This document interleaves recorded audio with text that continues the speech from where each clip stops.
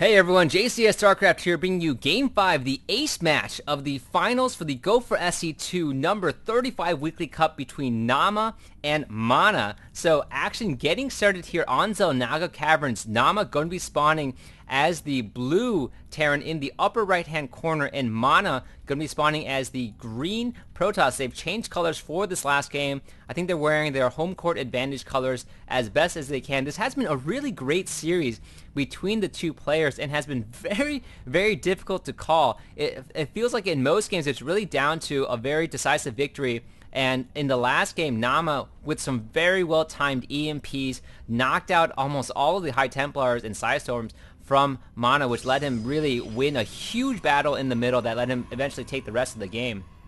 So very micro-intensive and great battles from both players so far. Naama just showing a lot of persistence and constant pestering. Does a really great job keeping his Banshees alive and trying to keep that pressure on, eke out that economic advantage to establish into the mid and late games. mouzMana is a very similar player in that respect and has a really good timing of the ebb and flow of the game, knowing when to kind of push in, and has a really great job just kind of timing everything down. Naama now going to be going with a pretty standard opening. Both players have done so. In the last game, mouzMana did go for a Phoenix build that worked very effectively, I think, in his favor, and if it wasn't for those EMPs, I think the game would have been very different for him right there. But sometimes that's, pretty much all it really costs is like one major battle going the wrong way, and the game will be done for you up until that point. So mouzMana going to go with a very standard opening as well. Should be interesting to see if he's going to change things up in this game or go for the 3-gate robo, which has worked very effectively for every game out there. In the first few games, I think he was going for Colossus to really hold off against the ground forces of Naama against that big Bile Ball, but has now opted just to skip the Colossus and go straight for the High Templar, and very great timing to throw down the Psystorms and everything too. In the last game, I'm just trying to recall the last game in my head, he actually sent out his Templars in 2 groups knowing that there was a ghost out there, and amazingly Naama actually hit both groups straight on with the EMP. So I think great micro from mouzMana and strategy as well, just a little bit unfortunately caught off, and right now Naama going to be going into the base, scouting things out.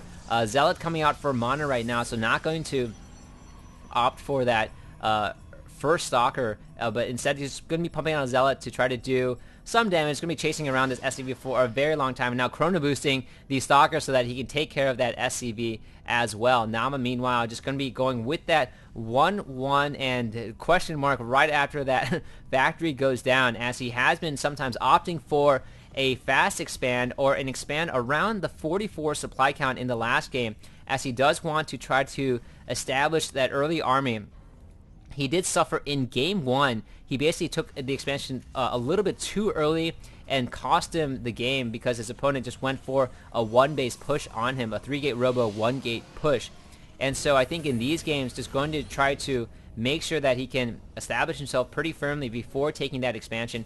Doesn't want to take it too soon. Getting the reactor down on the rack so he can pump out as many units as possible. Going for the Marine as he's established the bunker in front and should be able to hold off against any sort of earlier pressure from mouzMana. mouzMana right now looks like he is going to go with the 3-gate robo. The Stargate didn't work in his favor the last game, although I thought he did a great job with the Phoenix harassment, and that it in and of itself didn't really cost him the game, that he went for the Phoenixes instead. And just some very well placed EMPs, I think, from Naama during that major battle in the middle. And right now, I think this game as well, Naama in the last game playing a little bit more cautiously, doesn't want to lose to a 3-gate robo push, 1-base push from his opponent, and so is going to wait a little bit longer. Isn't throwing down the starport, and I think he wants to take that expansion again. Will probably take that expansion around 43 once he has it, and has his siege tanks out on the field, has siege researched, so that he can hold off against any sort of 1-base push from mouzMana at this point. mouzMana does have warp already researched and is going to go with a 3-gate robo, spread out all over his base. First observer is out onto the field, and now going to be scouting his opponent out. Looks like the command center is now going down at around 35, but he's going to be able to pump out a few more units to really establish himself and before taking that expansion down.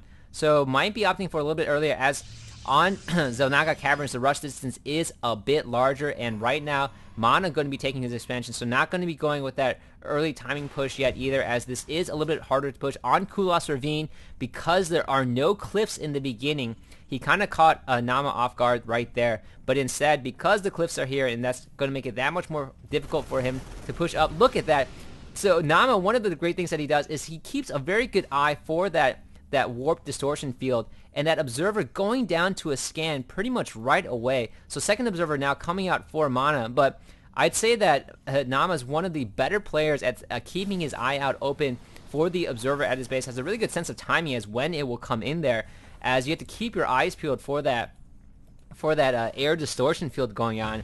And now it looks like the command center is about to finish, is moving that bunker out and shifting it, pushing it forward just a little bit so that he can hold his ground right now. Mana not super concerned about that, as he is going to be holding off, knows that his opponent probably wants to establish that that expansion in this game. And I'd be very surprised if Naama is able to pull off yet another site. Doing a good job not right now scouting for any sort of proxy pylon out right here. Not as many Protoss players I've seen do it, but the ones who do basically just throw down one proxy pylon here early on or sometime in the game. Both players actually doing a great job scouting, although I'd say that Mana doesn't really need to scout out anything here unless like a factory was built here or something like that too. But Naama, meanwhile, no, not actually going to be not only going to be running out here, but just planting a marine out here to see if anything's going to be coming down the backside. One of the things that has been pretty advantageous to the Protoss players who have done it, Kiwi Kaki is one of them. It's just throwing down a random a pylon out somewhere here, and in the middle of some sort of battle, just warping in a few charge lots while the battle is raging in the front, and running those charge lots straight into the expansion, as Zelnaga Caverns make this a very difficult map to defend against. The grass prevents any sort of vision beyond the grass points, and the huge back area to run into as well.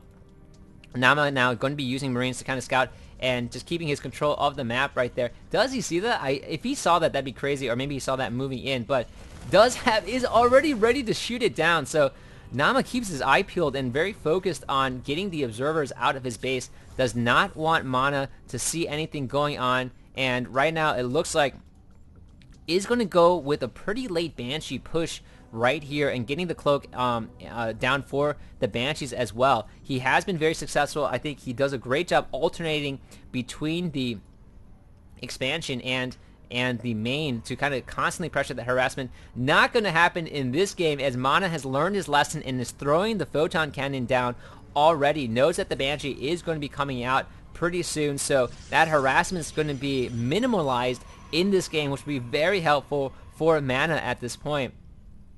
And I think looking at the army tab right now, both players are dead even, and I'm pretty sure that, yeah, the harvester count very even out as well.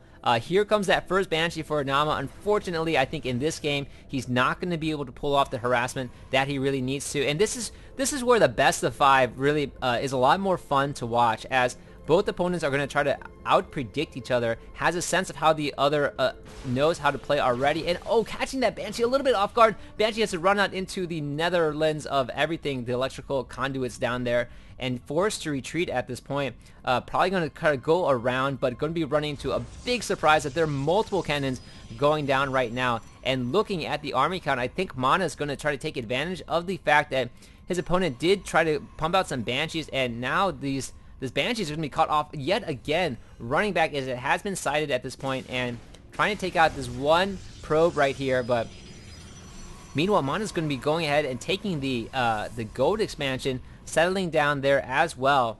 And Naama does have a pretty decent sight of the map right here, but still kind of bunkering down and turtling in at the moment. So trying to use, I think he's switching it out, knows that his Banshee is not going to be very highly effective in this game, and I think that Banshee has already suffered a pretty gruesome fate. Yeah, the Banshee kind of was blown up somewhere, as I think it tried to push in and met this entire army right here. So Mana now just skipping over everything and just going for the charge lot Templar army. Going to be pushing in. Should be pretty interesting to see if Naama can actually hold out in this game. Both players are very even at this point, but the one thing that I'd say that Naama doesn't have right now are the ghosts out onto the field, and has just given up on the Banshee. I think did actually have it research, or did maybe possibly cancel the research for the Banshee as well. And does he have, where is that? Is there a Ghost Factory? Yes, I'm sorry. He does have a Ghost Academy out onto the field. Looks like he just finished it as well. So Ghosts are going to be coming out pretty soon. +1 up in his defense. And now it's going to be going for a drop on the backside. Should be able to pick off very quickly if he can. Most of the forces for Mana are spread out across the field, or holding down the gold expansion. Able to take that out temporarily. Not too much damage was done, and the Side Storm was about to be thrown as well.